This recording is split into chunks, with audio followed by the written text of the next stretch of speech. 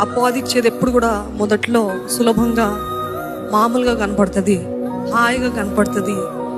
మీ ఫ్లెష్కి, మన శరీరానికి ఎంతో తృప్తినిచ్చినట్టు కనపడుతుంది. ఏదో ఎంతో తృప్తి, ఎంతో ఆనందంగా ఉన్నట్టు కనపడుతుంది.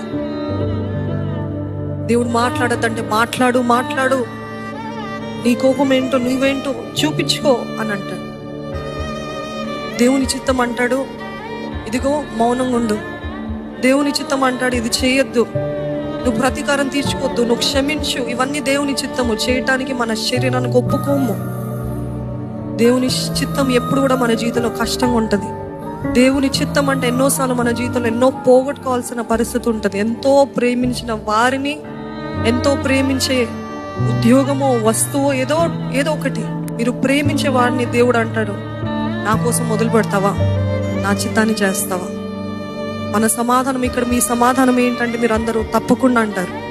కానీ అది మన నిజంగా మన వ్యక్తిగత జీవితానికి వచ్చేసరికి it is very painful. It is like a thorn in our flesh. ఒక ముళ్ళులా ఉంటుంది మన శరీరంలో.